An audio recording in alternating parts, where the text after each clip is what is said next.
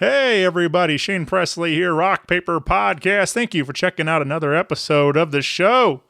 Today's features my brand new friends, Giuseppe and Rodrigo.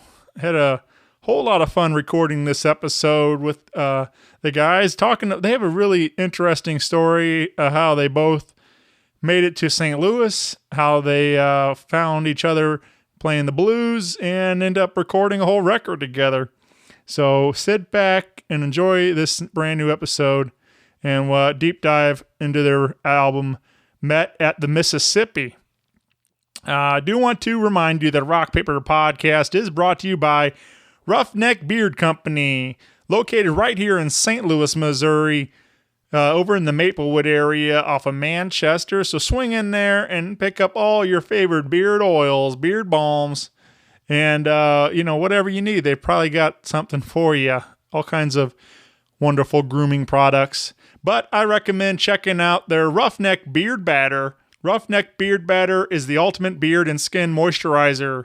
It's a blend of 8 nutrient-rich soft oils whipped directly into unrefined shea butter for moisturizing kick like no other. The highest amount of triglycerides and fatty acids available on the beard market, hands down. World-renowned, but made right here in St. Louis. Again, check them out at roughneckbeardcompany.com and shop 24/7 over there. Use my code RPP15 for an exclusive 15% off your purchase.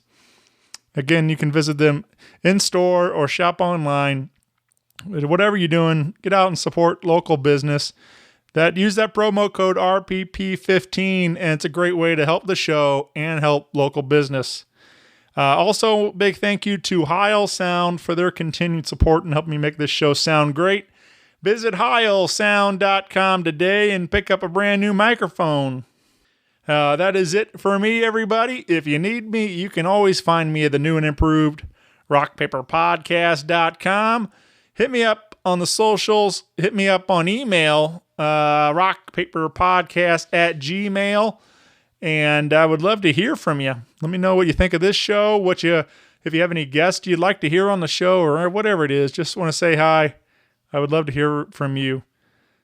With that out of the way, sit back, relax, and enjoy this new episode with Giuseppe and Rodrigo.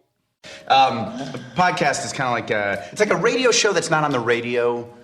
It's on the internet. Does that make sense? Uh-huh. Yeah. That's also like my mom. It makes it sound more confusing, doesn't it? It sounds like this. Hey everybody, we are Giuseppe and Rodrigo here. And we are here at the Rock Paper Podcast. Rock Paper Podcast. Scissors beat paper, paper covers rock. Rock beats scissors, Shane covers non-stop. Never know what new kind of guest that he's got coming at you.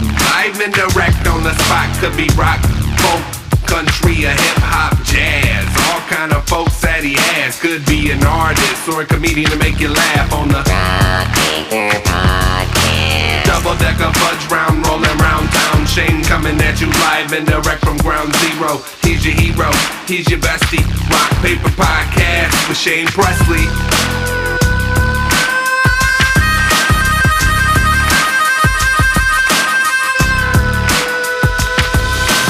Rock Paper Podcast. Hey everybody, Shane Presley here, Rock Paper Podcast, coming to you from St. Louis, Missouri. Hanging out today with the guys of Giuseppe and Rodrigo. Welcome to the show, guys. Thanks, Shane, for having us. Yeah. Thank you, man.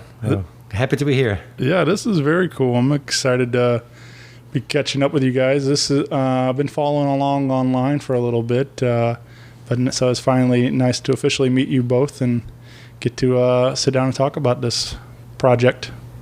I guess before we get going too far, you guys want to properly introduce yourselves for those listening? Yeah, so I'm Giuseppe D'Amelio. I'm Rodrigo Reis. Giuseppe is the lead guitar and vocals, and I'm the harmonica player, occasionally vocals. Yeah. There we go. You guys just, August, right? The record came out? August, yep. The debut album for the project, which So now readily available wherever you're getting your digital music at, and we have CDs, physical copies available and stuff. But like I said, I think it'd be cool to sit down and talk about some of your guys' history and how you two came to meet and everything, because I think it's pretty fascinating. It's especially that you guys landed here in St. Louis playing the blues, which some will argue, between here and Chicago, that was the blues were almost originated, So a lot of history on St. Louis blues, and I remember actually thinking about that. Obviously we have a hockey team named after it, but I had a buddy one time ask me like, "Hey, do we have any good blues here in St. Louis?" And I'm like, "Yeah, I mean there's a reason we named the hockey team after so." There's it was just funny to me that he didn't like people don't really realize it sometimes. They're just kind of stuck in their own bubble and they don't realize what's going on. But I mean, you go down to South Broadway and there's a lot of good times down there. Right. Absolutely. And it's actually funny that you mentioned that, because I remember when I was moving to St. Louis, I was looking up, does St. Louis have any blues? And so I Googled St. Louis Blues, not realizing that there was a hockey team, and a million websites came up, a million things saying St. Louis Blues, and I got so excited, not even realizing that most of it was for the hockey team. Right. So I think the same happened to me. So I heard about festivals and all the things, and obviously tradition of blues here, but after we moved here, I think we just got to appreciate even more. Yeah. So let's take me back. Maybe both of you, individually, kind of how you both came to St. Louis and how we meet and stuff. Yeah. Well, I'm from Brazil. I think you can tell that something is going on in this accent, right? So I'm from Brazil. I moved to St. Louis for work in 2016. I've been coming to St. Louis for roughly 10, 11 years, since 2008, actually, or 7, for different reasons. But I permanently moved to St. Louis in 2016 for work. And then once I was settled, I started to explore things and trying to visit blues clubs and different music venues here.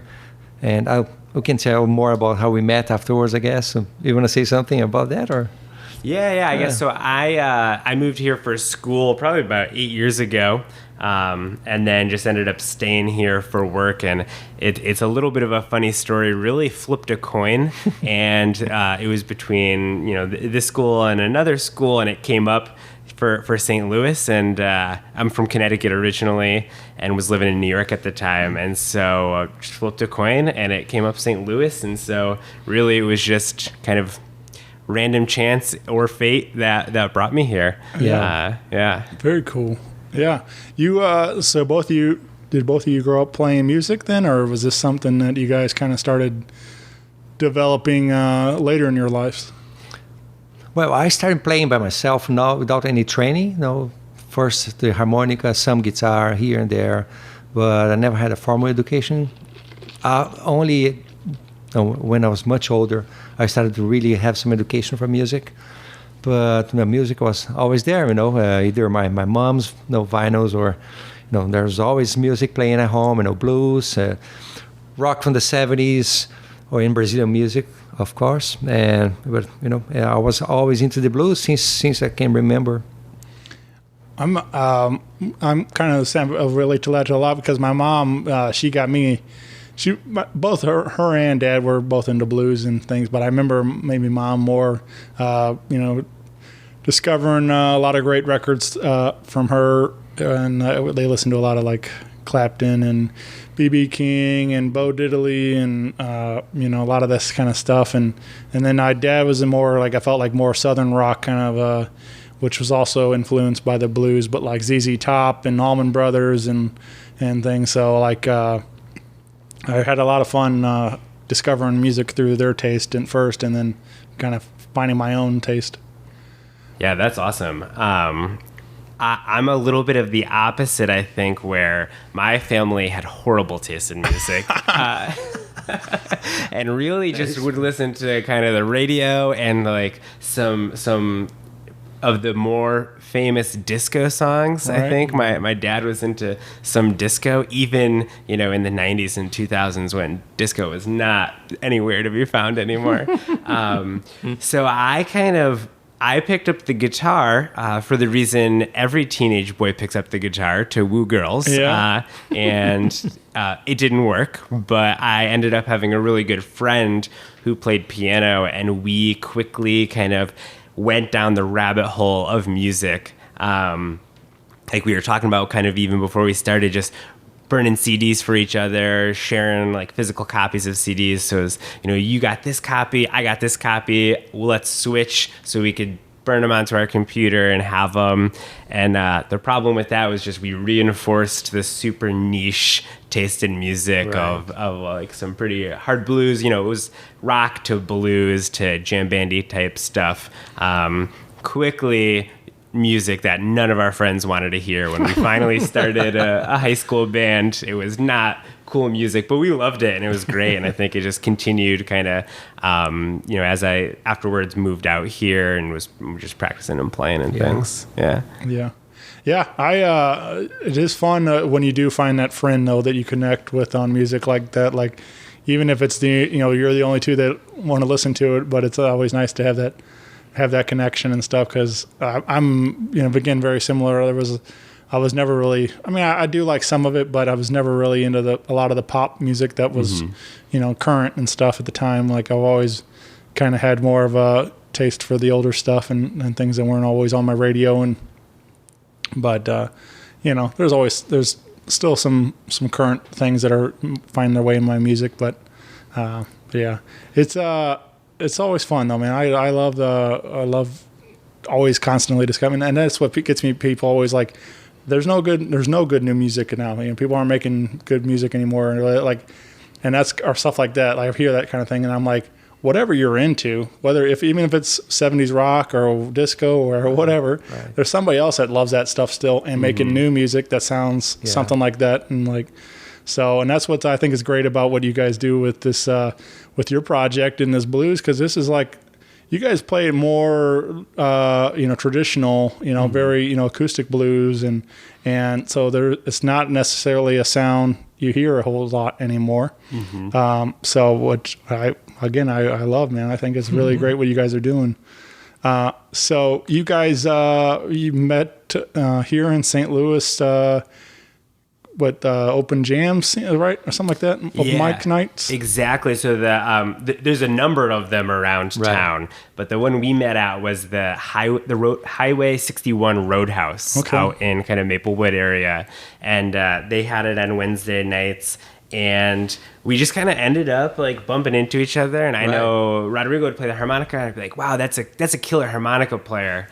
And my best friend, kind of the guy I was talking about, his name was Doug, who we kind of went down the rabbit hole together, kind of randomly picked up a harmonica when he was, I think, 16 or so. So in my mind, harmonica was always a natural accompaniment, which is probably a little bit different, I think, for people my age, probably, which we're think kind of, and especially in the United States, thinking well, the harmonica is kind of, what is that? Yeah. But so we started kind of just being at the jams together and ended up on stage a couple of times, and it was always really good chemistry. A lot of times at open jams, you just never know who's going to be. It could be like the most magical event of the year, like when you're up with some random people, and sometimes it's like the biggest struggle of your life to play one set.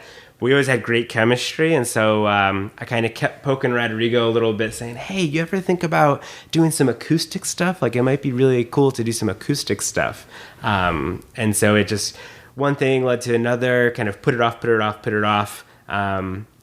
You know how adult friendships kind of go when you meet people out there. You're like, yeah, we should do something, and then it never happens. Right. And then you see it again. You're like, oh, we should do something, and it never happens. And we finally made it happen.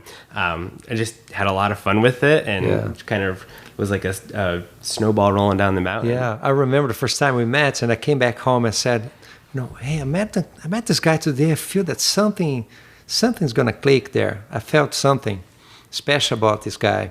I do remember, and I still talk about that at home. Yeah. So I think it was meant to be. Well, that's the name of the album, right? Met at the Mississippi. So we somehow the planets aligned, and two guys from different parts of the world met in St. Louis by the Mississippi River, and we are here doing some music. Yeah. Yeah, it's a beautiful thing, man. Like it just, it's just wild to think about, you know, like again, that started at two very different points and wound up here in the middle of the map, and you know, and connected on blues music and stuff. So it's you know, it's something out of a movie, you know, or something, you know. It's like, it's just like you don't hear those kind of stories very often, but it's cool when that it's your story, you know. So and I'm glad that you guys are, you know, it worked out. We got the record. Now you get to share the story with everybody else too. And but we, like I said, Met at the Mississippi is the name of the album, and available everywhere. We're going to get kind of giving a little preview. If anybody that hasn't got a chance to check it out yet, you're going to hear a couple songs today. And I told you I got to give it a listen twice today on my journeys around town, and I got to one that really like jumped out to me. It was called Stopping Time, right? Yeah.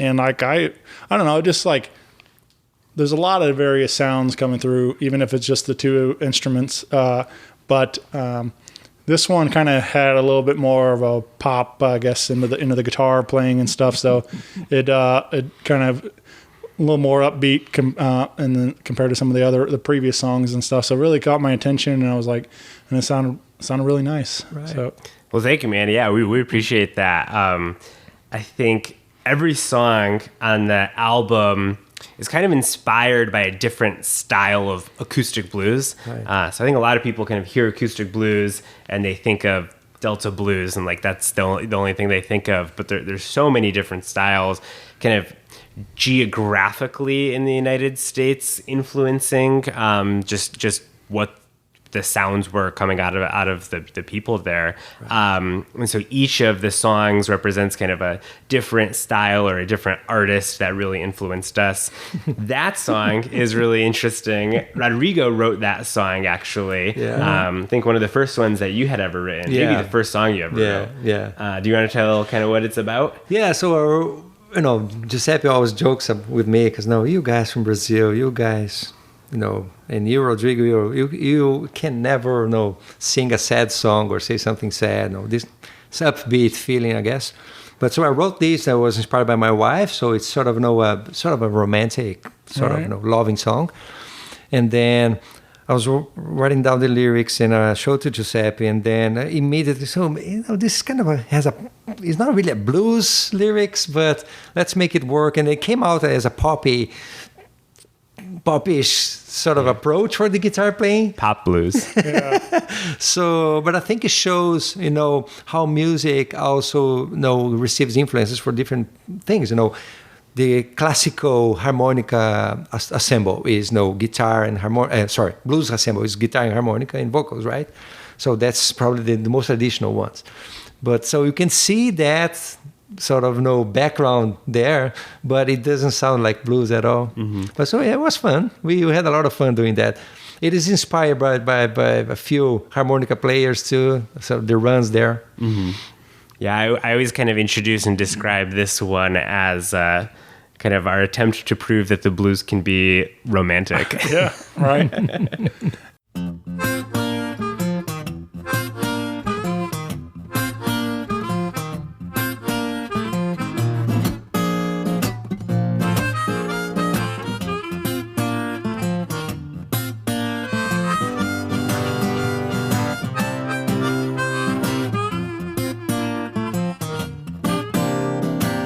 You ever love somebody just the way I do? And when you kiss her, it's like time has stopped for you. You ever love somebody like I do? And when you kiss her, it's like time has stopped for you. I see the rain stop falling, my tears are frozen too. The world stops turning, babe, when it's just me and you. like time has stopped. No one loved me like you do.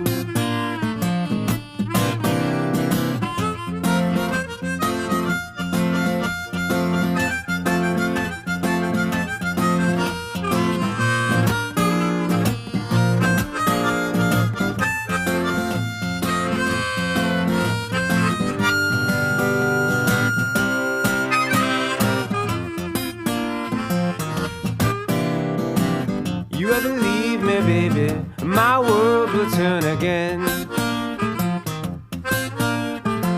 The rain calmed down, each drop bringing pain. But when I see you, my world will stop again. So come here, baby, don't ever leave my side. We'll sit together, lazy in the sunshine. 'Cause me and you, babe, feels like stopping time. Feels like stopping time. Feels like stopping time. Feels like stopping time. Because it doesn't happen often. It's usually the after, the heartbreak. It's always that's the blues side of it all, and there's not a whole ton of songs about good relationships happening, and so Yeah.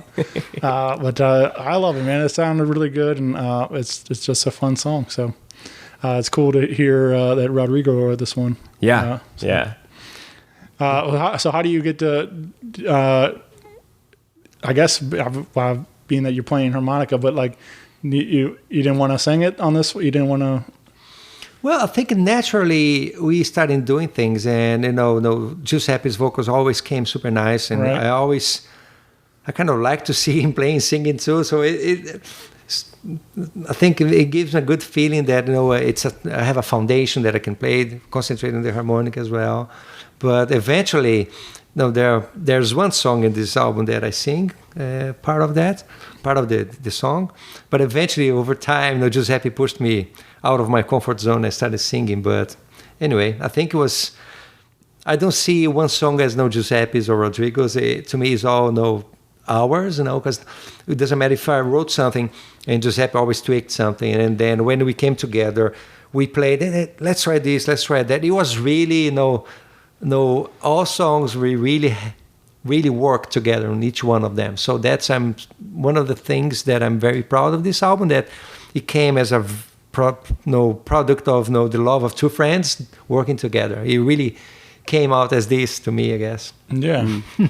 Yeah, no, that's exactly it. And I think because there's only two of us too, it's like trying to figure out how to make it sound full and how to get the whole vibe across. Right. With only, sometimes 2 to 3, or 3 to 4 instruments, the guitar, harmonica, and vocals. And so trying to kind of preserve what we do live, so that it really is kind of just a pure reflection of how we would play these songs. And get Rodrigo playing harmonica too. So I can play and sing at the same time, but it's probably impossible to sing and play the harmonica. Well, there's another thing that is tricky. People probably don't think much about it now. When only two of us and only two instruments, you have to make a fuller sound. So the harmonica helps to fill in the spaces sometimes. So having the harmonica playing the whole time. If you listen to the album, I think I never stop playing at all. There's always something happening, just to make the sound a little more fuller. Yeah. And the music was all recorded live, so all the instrumentation was done. The two of us kind of sitting exactly like we're sitting right now, with the guitar and harmonica, and then I sang over it afterwards. But all the instrumentation was done live, and so we really wanted to take.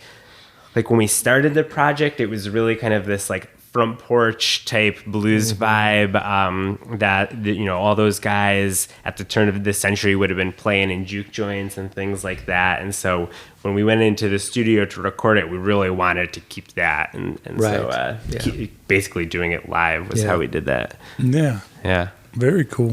What was the first blues that you guys? Do you guys recall like the first artist that you really like? Wow, I want to do that. Like that's the. I'll tell you, for me, the first blues artist that really made me wow. It blew my mind was Muddy Waters. Yeah.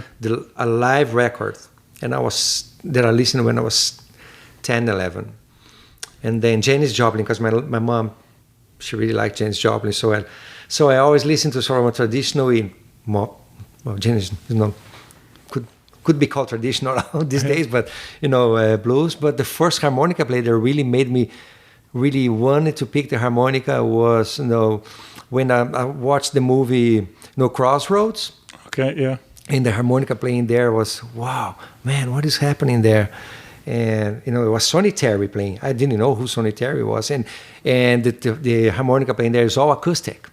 And then at the same time, about the same time, Brazilian blues band with a fantastic harmonica player, which is very well known among harmonica players, the Flávio Guimarães, recording electric harmonica, amplified harmonica. And then that's it. That's what I wanted to play. So I would say those two guys, Flávio Guimarães, a Brazilian harmonica player. I was 15, probably 14. And then the Crossroads movie with Sonny Terry when I was 12. Yeah. Mm-hmm. It was a fun movie. Yeah. Great movie, right? Yeah. Ralph Macchio pretending to play guitar. Yeah. So I know when I first started playing guitar, was playing a lot of classic rock, like the typical stuff, kind of Eric Clapton, Lynyrd Skynyrd, a lot of AC/DC, and then I just would say that I really loved B.B. King because I knew B.B. King was a guitar legend. So I went to go see him. He came through my town at this kind of smaller theater. And so I went to go see B.B. King, and I realized, I was like, wait a minute, like these are the same AC/DC solos, but it's just the band is different, and it's like got such a cool vibe. And so then I started to go more down the blues hole with the playing, because it just clicked that all these guys like Clapton, David Gilmour, Angus Young were just playing blues stuff with a different background. And so I think as far as the acoustic stuff, Skip James was probably the person who really got me into acoustic blues more than anything else. And just the haunting quality. Greg Allman did a solo album in the mid-2000s, and he covered Skip James. And I remember hearing it and thinking, I have to hear where this came from. Yeah. Like, I know that this is anchored somewhere deep. And I found Skip James, and then that really just changed my perception of kind of what acoustic music could be. Mm-hmm. Yeah, that's one of my favorite things. I was like kind of like going through and discovering music backwards, and obviously stuff like Led Zeppelin.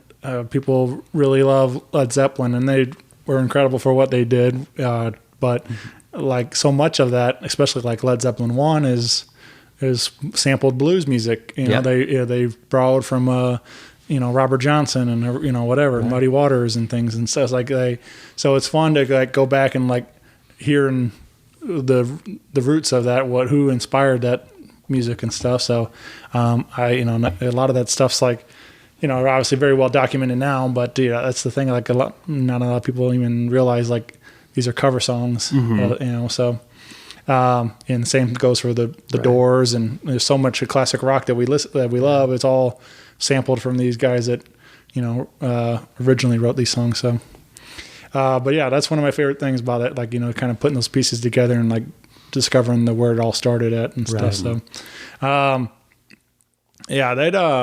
I was thinking about one of those. Another example is like I really love the Black Keys and what they do, and I like that they did a whole record of Junior Kimbrough songs because that was one of their favorites, one of their influences.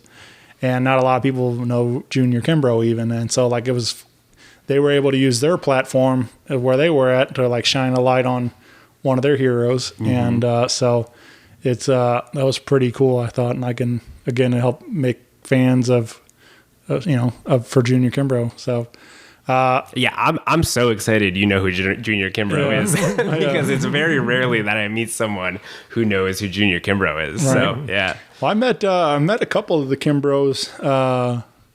I haven't, obviously didn't meet Junior, but I met his great grandson. I think that's a relation. But and I've got to meet like some of the or maybe I think maybe it's his. Maybe it's his son. I don't know. Anyway, whatever. But he came and played at Broadway Oyster Bar one night, and he did a lot of his dad's stuff. And then I met some of like R.L. Burnside's kids and or his grandson, I think, is one. I forget. I'm terrible with that stuff, but what the relationship was. But I've got to meet a couple of them too, and like so, it's fun to like.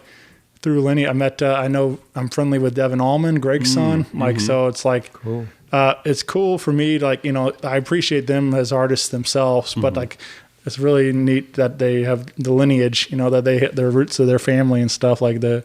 And I always think that's super cool too. So I'm friends with Charlie Berry, Chuck's grandson. So like stuff like that. Like it's just again, I love the people for who they are, not just the fact that their grandfather or their dad was somebody, but like it's still just neat to think about like that.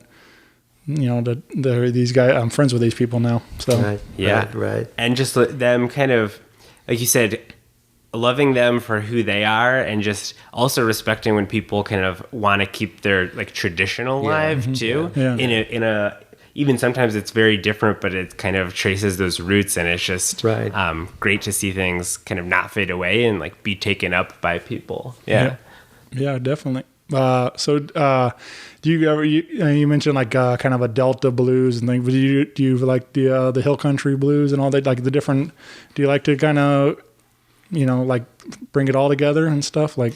Yeah, so I do love the Hill Country. So one of our songs called Graveyard Shift is actually our attempt to kind of show respect to the Hill Country style. So that was very much when I was writing Graveyard Shift, it was, can we do a Hill Country vibe? Right. And of course it kind of gets processed by just all of our playing and the experiences that we have. So it doesn't come out quite as powerful, I think, as the Hill Country stuff, which really can just get people moving so quickly. But yeah, I love that stuff. Yeah, for sure. Well, let's talk about Florida blues. That was when we wanted to play, right? Yeah, we could do that one. Or are we? No, we decided on the. Well, it don't matter. We can do all. We can do four. I don't. Whatever. All you guys right. want. Yeah. We can talk about Florida blues. Florida blues. I mean, it's not quite Hill Country, but it's down that way. But I feel like this was another fun one to get into, and I don't know. I like it that you can really kind of get the blues about anything, but I don't think about Florida as being the blues, so.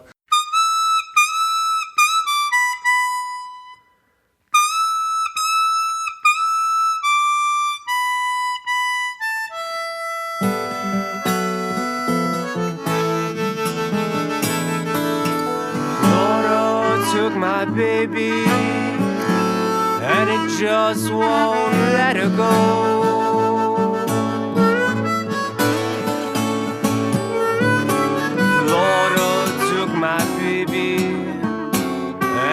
Just won't let her go.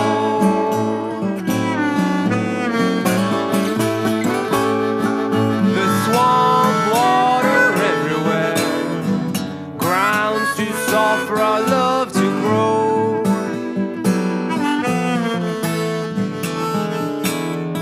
There's a gator in her driveway, and a snake slither around her bed.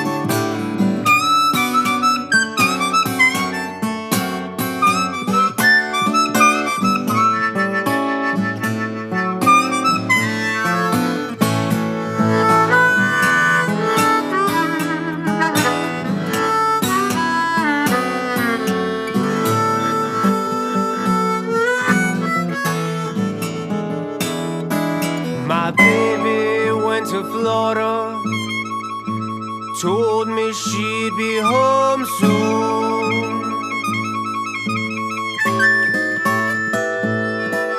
My baby went to Florida, told me she'd be home soon.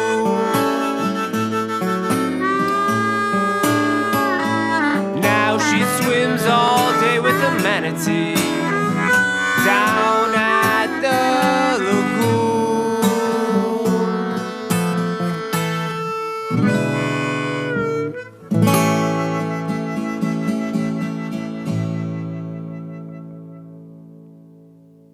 Anyway, you guys want to talk about this particular song? Yeah, absolutely.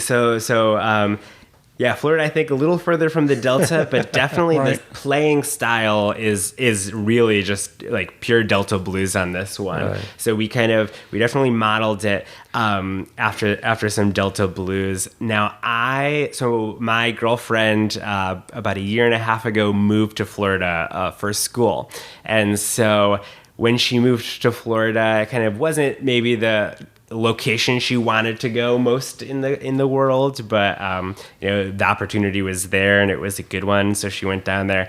And so you always kind of you always see like the Florida man on the internet, Yeah. and so I was always kind of thinking like, there's got to be something there. There's something worth mining out of this. And so I had this idea just as a story that I would kind of laugh to myself thinking about like her going to Florida and like this line about how she kind of leaves me for a manatee that is like swimming around like the local area or something like that. And so I kind of slowly pieced together a song that's just kind of comical, when I was trying to go for it, kind of set on that bluesy background, and really just wanted to make her feel That's feel one of my ridiculous. favorite tunes in the song. It's one thing that really to me was fascinating about Giuseppe. After the more we got to know each other, now we became very, very good friends, and I would say best friends. He has this approach, which that's the way I see coming from Brazil, that we love the blues, we're respecting the blues, everything we did in this album pays tribute to the blues, from the cover to the approach for the lyrics and the playing styles. But we don't have a rigid mind, and we are not sort of duplicating only or just mimicking people.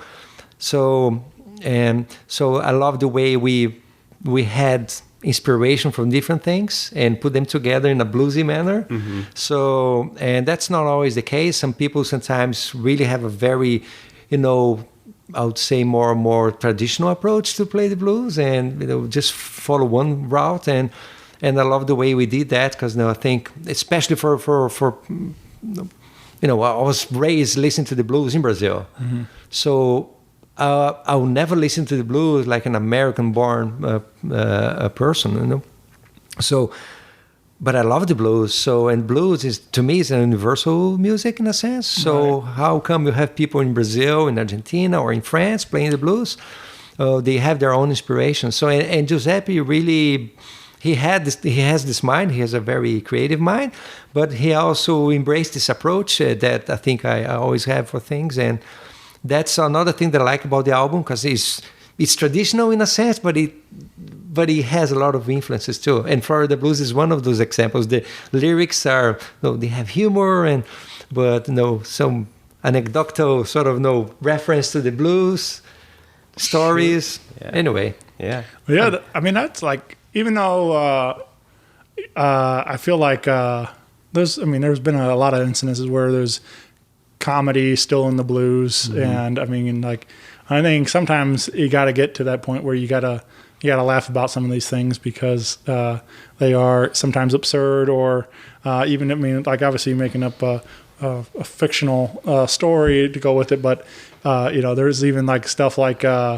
B.B. King said, like, I gave her these children, now she wants to give them back, and stuff like that kind of things like that, like so I think about those, like, right. There's just these little lines like that, where they can still have fun about it and stuff.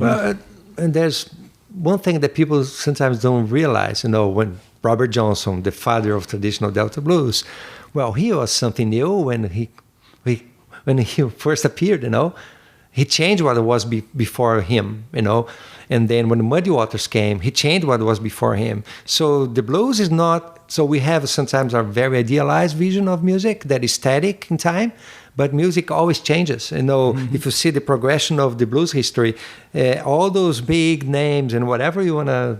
we can... any name you want to raise here, they always change something that was coming. So they are building on the history that was before. And so we pay tribute for the history, but also move forward. So that's... Well, I think St. James Infirmary does that for you guys. I think that's a good example also, because, that's a song that, has been covered hundreds of times, but it's always fun because the song has enough room in it. It allows people to sort of put their own artistic spin on them and stuff. So I've heard it done a lot of different ways and and so it's fun to hear everybody's take on it because they always bring something new to it. And that's what you guys do too. Second, there's 2 covers, right, on this record? There's like two and a half. 2.5. Kind of, yeah. So that's one of them, yeah. And actually the first song we ever played together was St. James Infirmary. Okay. Yeah. And the structure and the ideas that we show in the recorded version are, I would say, 90% the same that we did for the very first time we did the song together. So that song, we only polished a few things, but we never changed the whole thing. Except I will say, so one of the great things about playing with Rodrigo is Rodrigo never plays anything the same twice. So every time we play, afterwards he'll say, hey, did you notice I tried something different in this song? And it's like, oh, that's just every time that we play. So, which is great because it keeps it fresh. Sure. And it's cool because in a way there's a little bit of a kind of limit as to how much you can improvise on the guitar when it's the only rhythm instrument that's there. But having that kind of pressure to respond to what is new every time keeps it really fresh and gives us a little more space to breathe in there. Yeah, he's a patient guy. Yeah. Very patient with me. Well, I think that's the beauty of live music too, though. It's you talked about mentioning jam band stuff earlier, and I think that's kind of I feel like that's the appeal to a lot of people why they love the Grateful Dead and stuff, because there was albums and they have recordings and things, but I don't ever really want to go to a show and see the exact same thing that they just put on a record. I don't want it to. Sometimes you want to, some things that are similar, that there's enough of that, but also I like going there where I see something completely different on a live show, so it's fun either way, but that's why it's always nice to have some kind of nice surprise where you didn't see coming, and whether you mix up a harmonica solo or whatever, do something different on a song, whatever it might be, it's always fun to keep it fresh like that. So even as a listener, so. Well, let's talk about one more tune, or two. We got 2 more we can play here. Another song. This kicks off the record called "Go Back to Bed." Oh, yeah.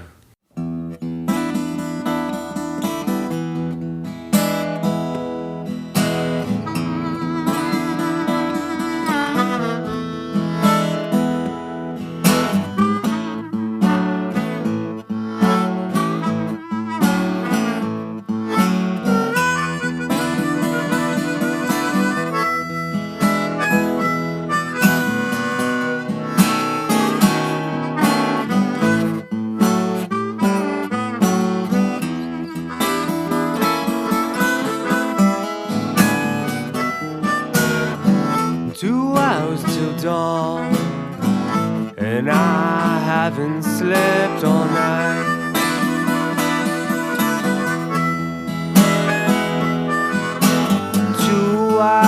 Till dawn, and I haven't slept all night.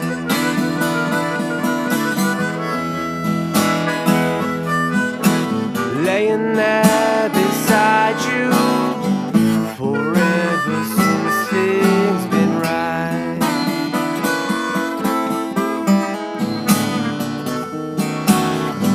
Tossing and turning, trying to tell ourselves it's okay.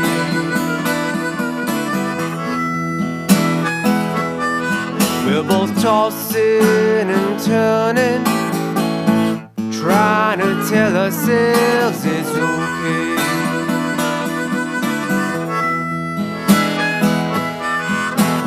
Don't look at me, baby.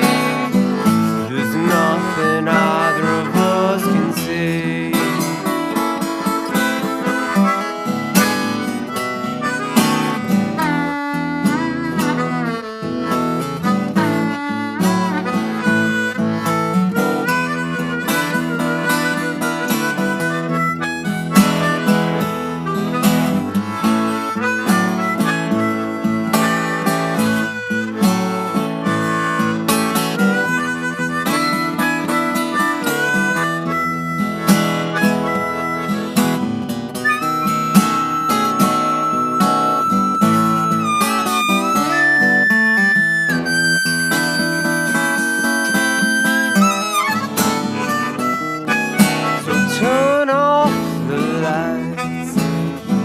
And let's go back to bed.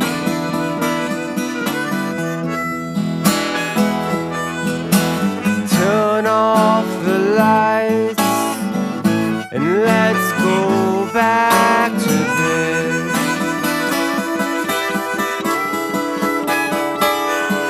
And one of us won't be here when the other one raised their head.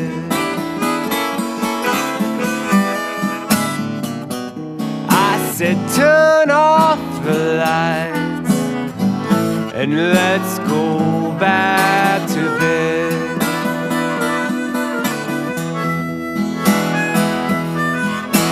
Turn off the lights, let's go back to bed.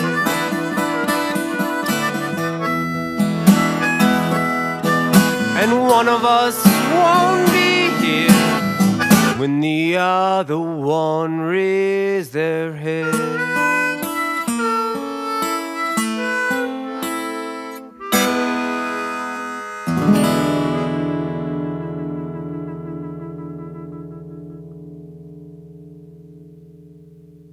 Yeah, you want to say something about that one? Well, that was the very first song, original song. There, Giuseppe wrote that song, but there's a story behind it. I think it would be better if you tell them. Well, it was that one's kind of a Lightnin' Hopkins inspired tune, just in his approach to the guitar. But really, kind of, my thought with that one was, there's every blues song under the sun starts out where you woke up this morning and your woman done left you, and so I thought, what if you woke up and you were both still there, but maybe one of you should have left? And so it's a little bit darker in that sense, but I think kind of turns that concept on its head a little bit. And so, that was kind of the inspiration about that one. Yeah, man. It's fun to like notice those kind of things like that, and then like flip it. There's a bunch of them, but like obviously we can go on and on. Like there's trends that you notice, and then it's like fun to kind of poke at it and then make it a new idea and stuff like that. So I like that. I like that you pointed that out. Yeah, exactly. Because it's just you can do it you can do the same concept a million different ways, and sometimes it just like becomes the lore, and almost like a trope in blues is like, I woke up this morning, my woman done left me, and so it's fun to kind of, like you said, just poke and turn and see what's on the other side of it. Because I think if you were to ask somebody like, hey, write a blues song, it would start with, that I woke up this morning, kind of thing, because it's like it's been done. So like that's what it's nice to see that you. I think it's a very clever, very clever song. I really love it. One of my favorites for sure. Yep. That's a fun one to hear the harmonica on. Kind of has these long held out notes. Yeah. Which is just a little bit different than the typical harmonica playing, where people tend to play a lot of notes, and so kind of pulling back and just letting things sing kind of sets that a bit. Yeah. Yeah. Was this we talked kind of a little bit about Rodrigo's songwriting? Was this your first approach at writing original music? I mean, you mentioned the playing in the bands as growing up and stuff, but like as far as writing originals, was this your first at that or?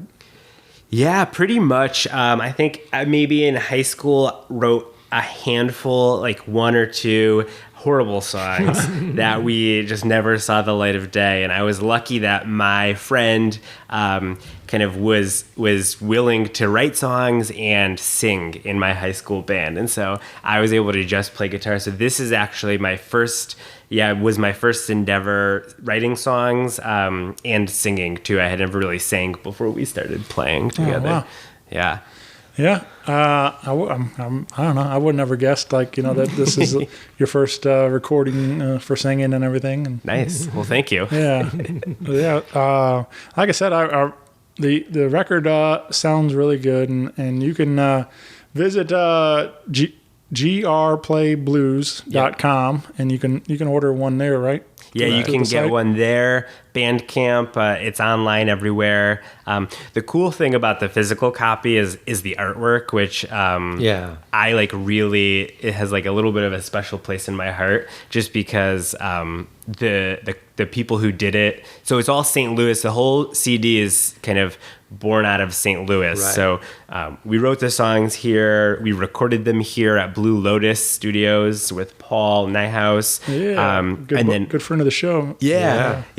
So he did a great job recording us, and then Art Farm down on Cherokee Street did the kind of took my napkin drawing and like just made it something that was really exciting, and it tries to replicate the feel of an old 78 record, which when like these blues guys were recording would kind of come in a paper bag type of wrapping, right. And sometimes it'd have these caricature looking drawings on them, and so was just trying to kind of go back as far as we could with the tradition.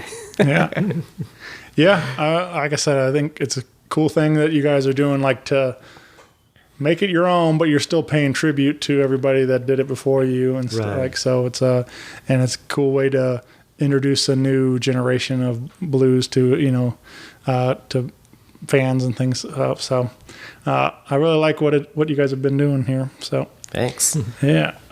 Let's put in another tune. This one's called "Coffin Full of Sins." Oh, that was a fun one. Yeah.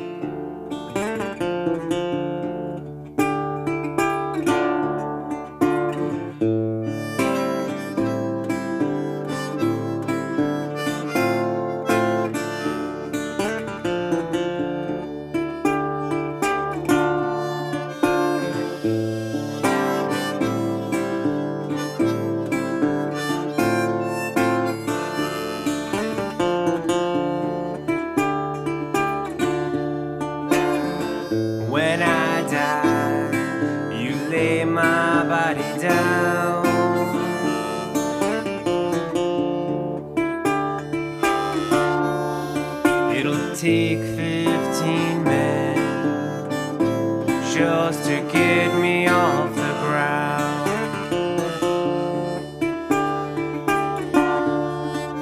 'Cause every day I wake up, make it till the end, drives another nail in a coffin full of sin.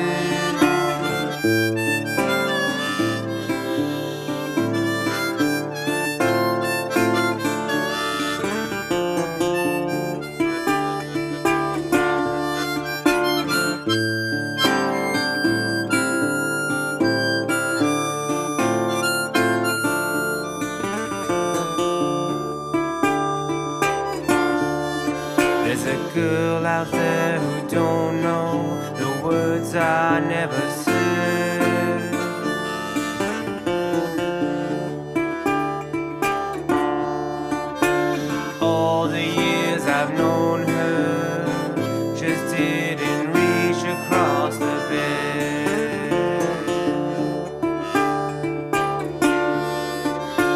every night I stay up, the sunrise again drives another nail in a coffin full of sin.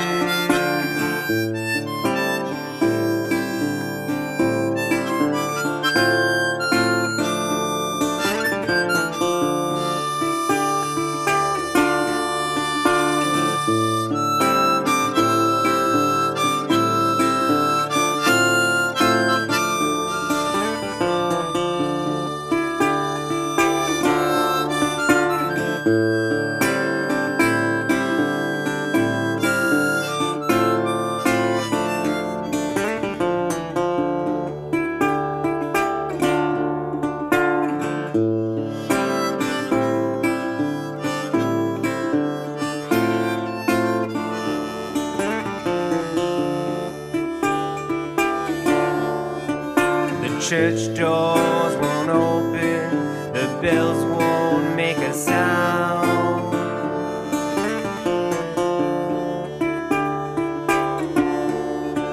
While I wait quietly for that devil come around.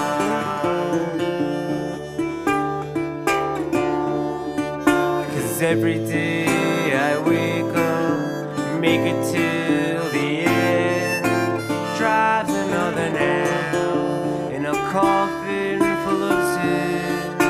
And every night I stay up, the sunrise again drives another nail in a coffin full of sin.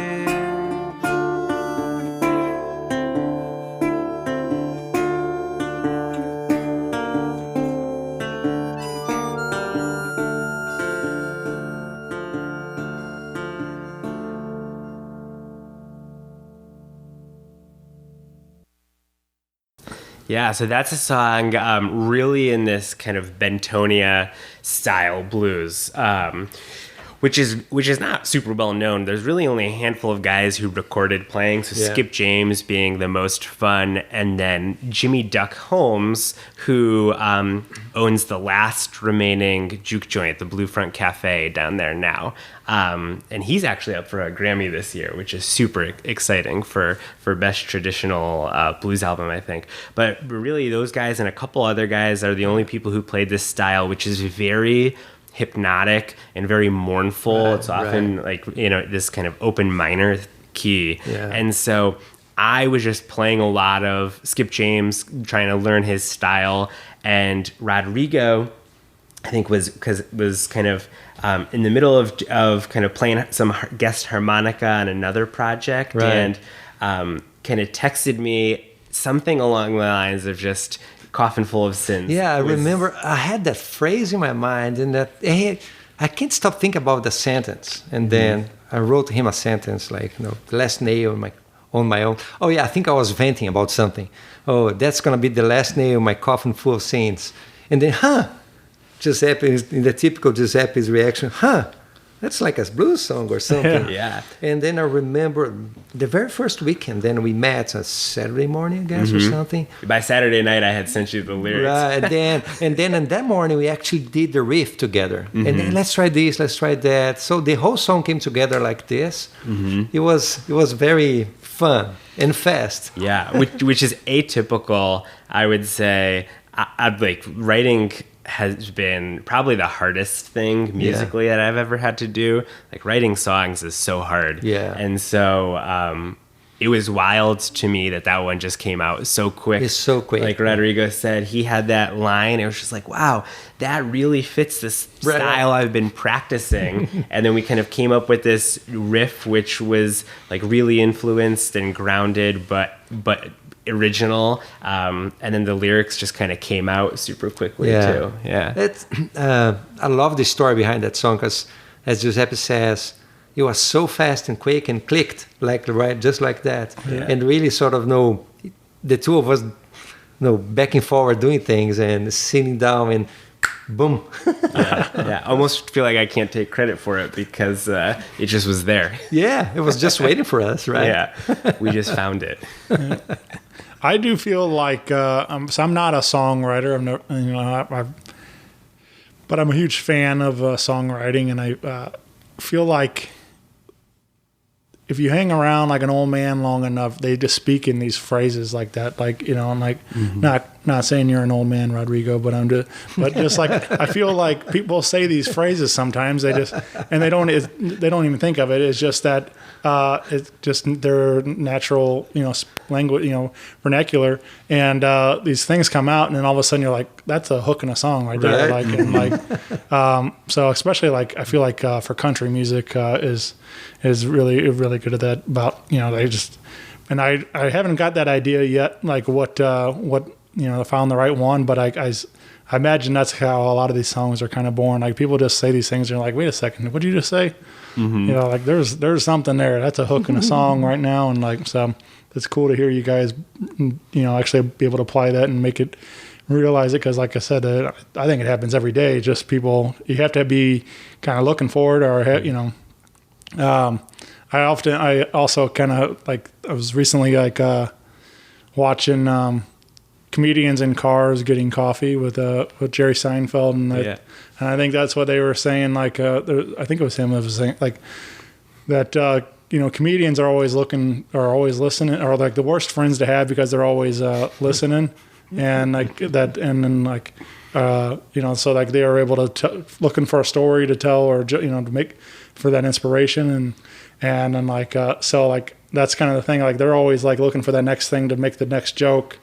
And I think that's part of the same thing within the songwriting. You got to be like constantly like listening for a story to tell and stuff too. So, well, I think that's the case for all arts, right? And visual arts, and music and writing, and you know, if you see painters and writers, they're always sucking whatever's surrounding them, and that's where the inspiration comes from for many things, I think. And the more we are into music, and the more we, obviously, both of us, we breathe music every day. We text several times a day about music, about different music ideas. I think it opens a venue for you just to be more inspired. Right. But translating that to writing, for instance, that for me, that is hard, as Giuseppe says. Sometimes it's easier to translate, playing something. So I think it varies, but. Yeah.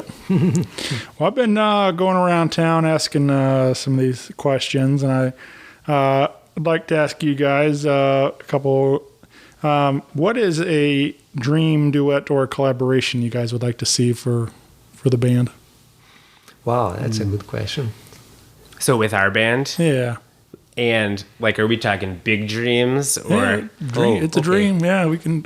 Oh my God. And I'll I mean, even you know, non-living people too. I mean, obviously, a lot of our great influences and stuff have long passed. But but yeah, if you have, is there anybody that comes to mind you guys would love to collaborate with? You know, I would love to play.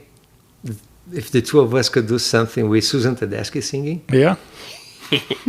So I worship Derek Schreck, so I want to collaborate with Derek Schreck. I love her singing. Her soulful, is bluesy, is rockish, is just in modern at the same time. So, you know, since we should dream about something, I would dream about her singing one of the songs we do or whatever. Yeah. And it seems like they're like super, you know, good about collaboration too.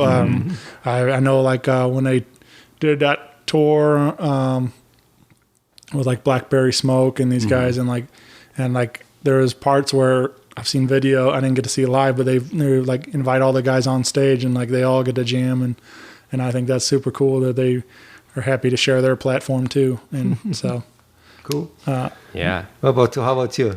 Oh, like I said, Derek Schreck. So, I mean, we could do a husband, wife, and two friends. Yeah. Whatever the 4-person version of a trio is. Yeah. Right. I do. Then that they, you know, they have that, and Chris Stapleton and his wife, Bruce Springsteen and his wife, Johnny and June. You know, it's like, it's always fun when the husband and wife duo thing like that, where they get to sit there and like almost sing these songs to them and stuff like that. And it's really a cool thing that Susan and Derek have on stage and stuff. Like, it's really a special thing. and it comes through in their music. Oh yeah, He absolutely. does, certainly. Yeah. Let's see. What's a song that always gets stuck in your head? Gosh, it varies every week, I guess. Yeah. Did you either of you wake up singing something this morning? I actually woke up singing a Brazilian song. Yeah. I woke up singing Girl from Ipanema because we played that yesterday. That has been stuck in my head actually for quite a while. The past few days, it is embarrassingly been "All I Want for Christmas Is You" by Mariah Carey. But there's a blues song that I always somehow I'm whistling or singing is the Blue and Lonesome, which is not special for any reason. It's just Little Walters but it always comes back to me. I have no reason to explain that to find the explanation there, but Blue and Lonesome, I guess. Yeah. Do you have any blues song that you? So the kind of spiritual wade in the water is like always stuck in my head for some reason. I think I just heard a couple of really amazing versions of it, and that song ends up stuck in my head for quite a lot of the time. Yeah. Yeah. What about, is there a movie or TV show you guys wish you were in? Like that, maybe a certain world that you'd like to live in, or a cast that you'd like to be a part of?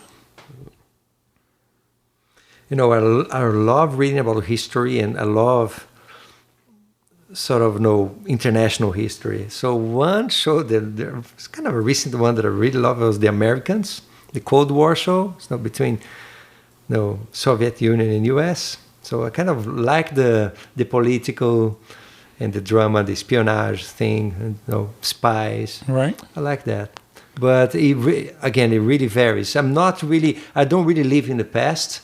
In a sense, I don't have this notion, I wish I would have lived that time. I always think today is better than yesterday. But so, yeah. Ooh, yeah, and I think I would have to go Lord of the Rings, like living in Middle Earth. Yeah. I'm a huge fantasy nerd, and so I would love to live somewhere where there were wizards and elves and magic. Right. Yeah. Yeah. Definitely. Yeah, I don't know. It's always, those things are always kind of fun to think about, but I've never really got into Lord of the Rings. There's a tons of things that I've missed, over the these, especially usually it's those big ones that are like super celebrated like that. I've never really got into like Star Wars or whatever it is, the ones that have like these huge followings like that, just because. I was a huge follower of X-Files. Yeah. Huge. I never knew that. That's funny. Yeah. Yeah. That. Do you think you would ever write some mythical like songs? You think that would ever come through some of your fantasy influences like that? That's a good question. It's nothing's out of the possibility. I've never really thought about it, but it would be fun to do. Right. Yeah. I think I always have some ideas about political things, but I'm intentionally avoiding writing or thinking much about that, just to have a more peace of mind. Yeah. So I would love, when time is right and the moment is right, write something more political, but with humor, not something harsh or aggressive. Just using humor to touch people's hearts, because I think that's a nice way for you to talk about hard things. Yeah.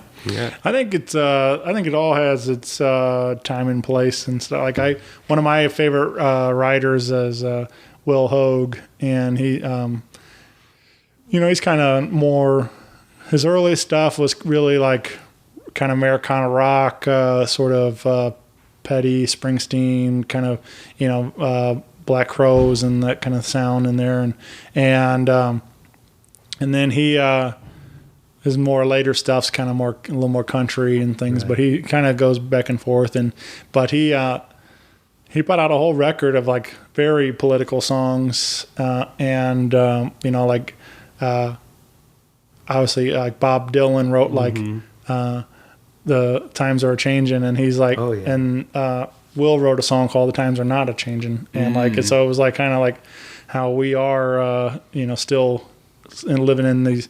We're still fighting these same fights and things like that. So he wrote like some really heavy stuff in these, but like it was nice that it was like all on one record. Like he put all of his political thoughts like in this one record and things, and I don't know. So it's kind of nice to like also do something different. Like maybe you guys do this album's this way, but then maybe the next is put some different thoughts into it and stuff too. So that's the thing with me. You can do what.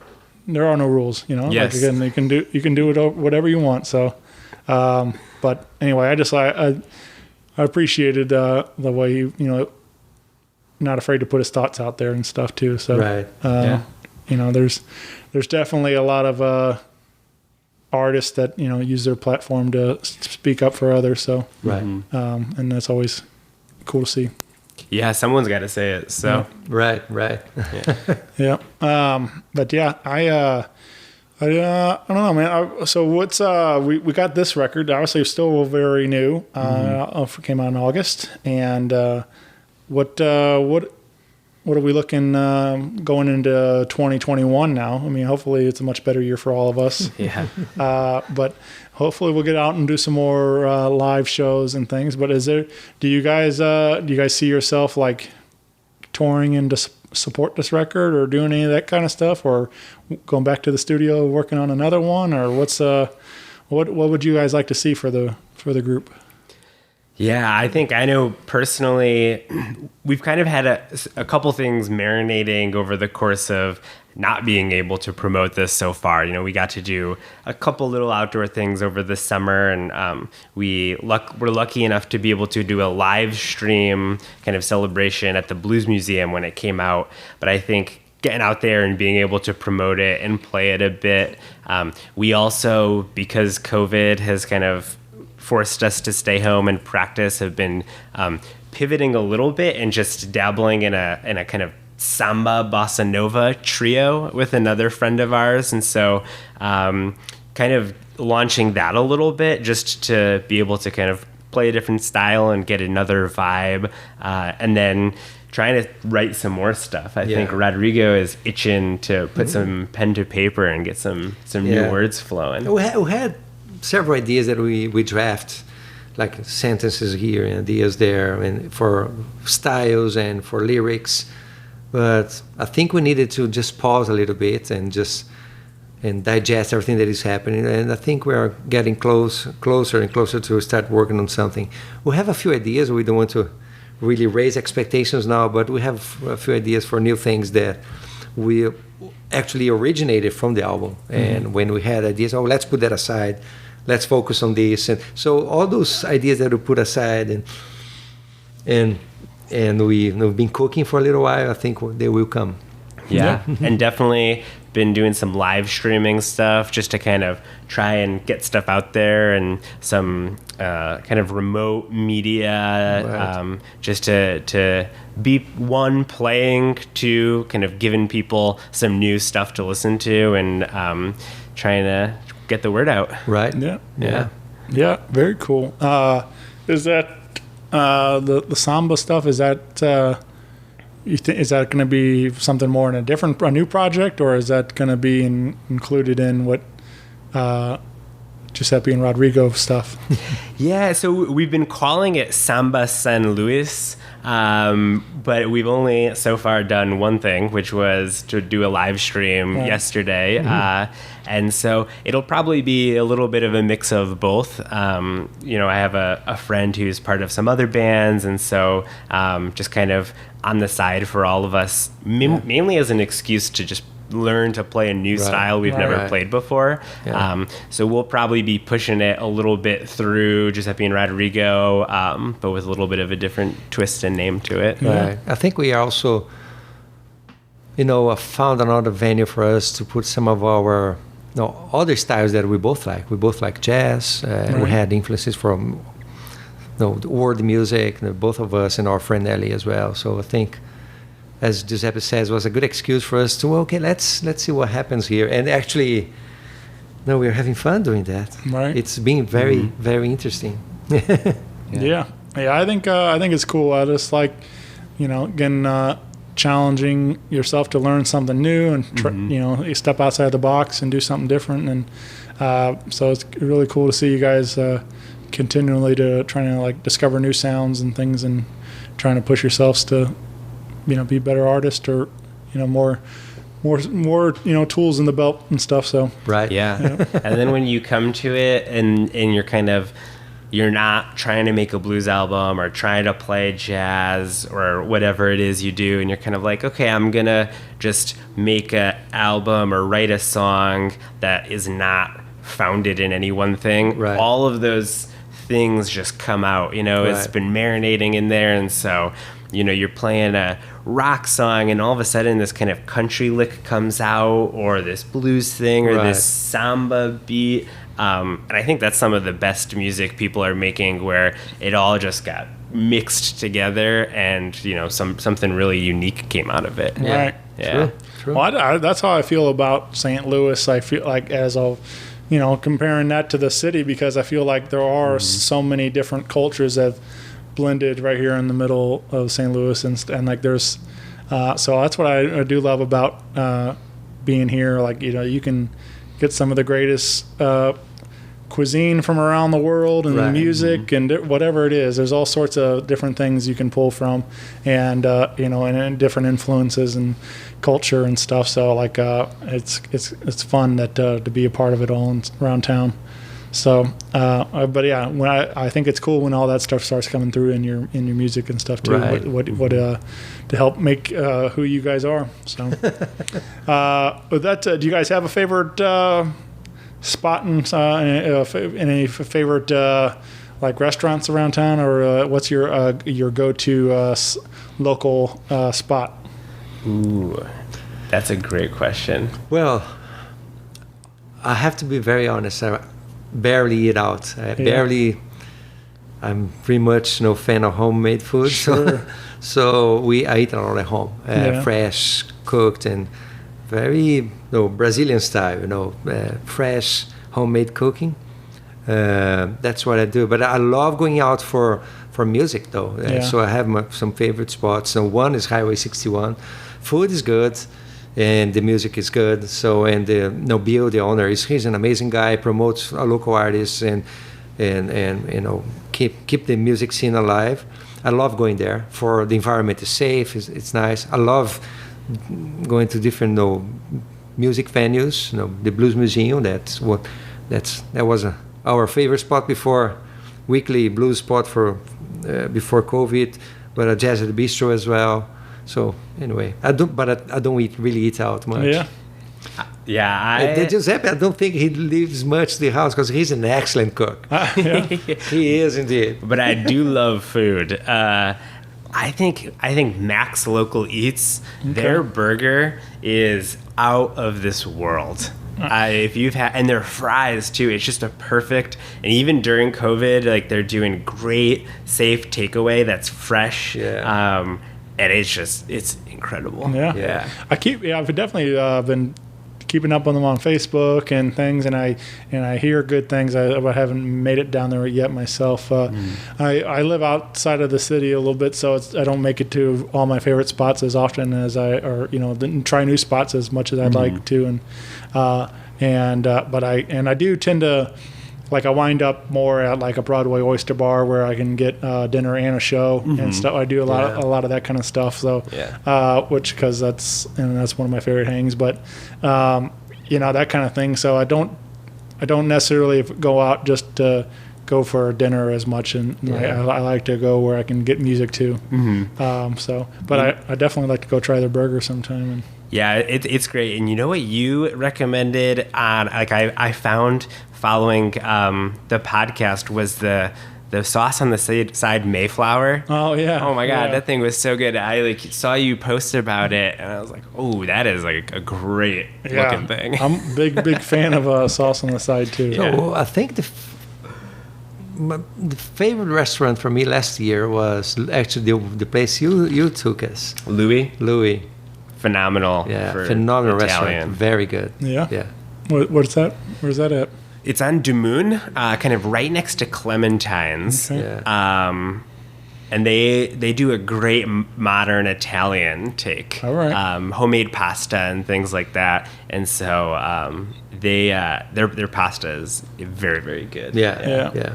I'd also like to throw in when I do get a chance. It's rare because of my work schedule, but I love what they do. And but Blue City Deli is an incredible space. And always great music and food over there. So that's another fun spot. And it stinks that that they're not getting to do what they get to what they want to do. But since with restrictions and things, but. Hopefully next year will be much better for all of us, and get to play out a lot more and do more fun things again.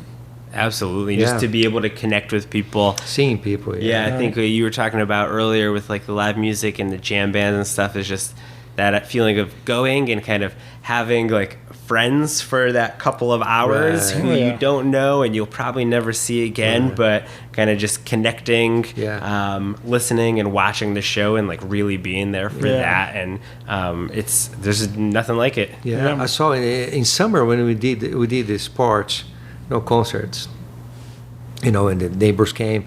You can tell how much people miss live music. It's just to be there and connecting. Well, it's it's a huge part of my life. So I'm whether I was working or going to shows, I was out at several a week, and so I was missing it big time for sure. But I don't know. I'm hopefully we're getting closer to back to normal and get to do fun things. But definitely. I think every day we are closer to the end of this thing. I keep saying that. I'm trying. So. But anyway, you guys, you can find Giuseppe and Rodrigo on your Facebook and Instagram, right? At GR Play Blues. I say Facebook, Instagram.com, at Gmail if you want to email me personally, Bandcamp, kind of all over the place. Right. And you, again, find the record wherever you get your music at, and add it to your favorite playlist and share with your friends. And like I said, I really love the record, and hopefully we'll get some more new people listening to it today. And cool, man. It'd be fun to. Hopefully, I can catch you guys doing it live here shortly. So, and that'd be a fun night. But thanks. But I thank you guys for doing the show. This was a great day. I had a lot of fun hanging out with you, getting to meet you. So. Super fun. This has been great. Actually, the highlight of this week. Amazing. Thank you so much. We appreciate it. It's awesome. Yeah. All right. Well, thank you guys. Bye, everybody. Rock Paper Podcast. Rock Paper Podcast. Rock Paper Podcast. Rock Paper Podcast. Well, that was it.